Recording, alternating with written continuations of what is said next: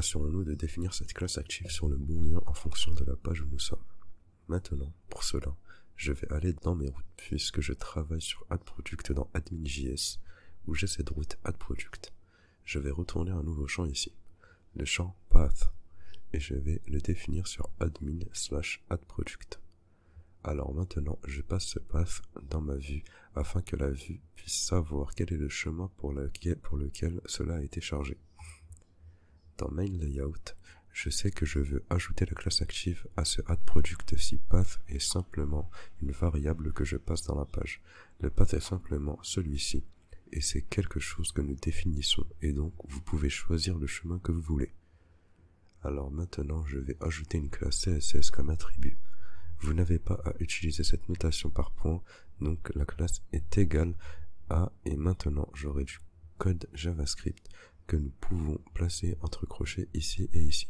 Je vérifie simplement si path est passé simplement ce que je passe ici, donc cette clé, si path est égal à cette valeur. Et c'est pourquoi je voulais dire que vous pouvez utiliser le chemin que vous voulez si vous définissez la condition ici. Donc, si le path est égal à cela, alors je sais que AddProduct est la page sur laquelle je me trouve parce que c'est uniquement pour l'itinéraire d'AddProduct que je définis ce chemin. Donc, si tel est le cas, je vais rendre active en tant que classe ici, sinon une chaîne vide, donc sinon je ne définis aucune classe. Avec cette configuration maintenant, si je recharge cette page, vous verrez que AddProduct est jaune, car maintenant il est marqué comme actif.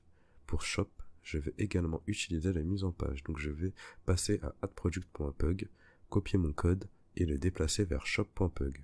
Gardons le code original pour l'instant, étendons donc main layout. Maintenant, j'ai besoin de product.css, mais je n'ai pas besoin des formes. Alors supprimons cela du bloc de style, et pour le contenu j'aurai besoin de main. Mais nous ne rendons pas un formulaire ici. À la place, nous rendons ce bloc if. Alors copions tout ce code et mettons-le ici.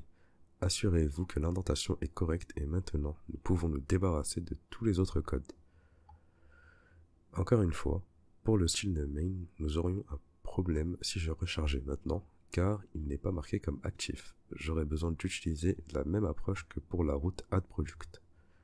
Je passe dans un path en clé supplémentaire et là, je passe en slash. Encore une fois, vous n'avez pas à utiliser le vrai chemin qui conduit à cet itinéraire. Je vais utiliser une barre oblique pour garder cela en correspondance. Et maintenant, dans la mise en page principale, je copie mon code là-bas où j'ajoute dynamiquement cette classe et l'ajoute pour shop aussi, mais la partie que je cherche est juste une barre oblique. Ici, maintenant, j'ajoute actif si la variable de chemin est injectée dans le modèle correspond à la barre oblique, ce qui n'est pas le cas pour cette route. Alors maintenant, si je sauvegarde cela, c'est actif, et si nous essayons d'ajouter un produit, ça marche aussi. Maintenant, il y a une chose que j'ai oubliée, et c'est le titre de la page. C'est toujours page introuvable, cela ne devrait pas être le cas. Maintenant, il y a une chose que j'ai oubliée, c'est le titre de la page. C'est toujours page introuvable, et cela ne devrait pas être le cas. Maintenant, vous pouvez transformer ce titre en un bloc que vous définissez ensuite à l'intérieur du modèle, où vous ajoutez une sortie dynamique ici avec hashtag et des accolades, et donnez-lui un nom comme page title. Et maintenant, vous avez juste besoin de vous assurer que chaque fonction de rendu passe dans page title. Donc, pour la page 404, pour la page AddProduct et la page de shop, nous devons passer cette clé de page title. Donc, en commençant par admin.js, nous avons déjà le page title, donc nous sommes bons. Dans shop.js ici, c'est doctitle. Alors, renommons ceci en page title pour être en ligne avec notre fichier et avec notre layout. Et dans app.js, où nous avons notre route 404, je ne passe rien.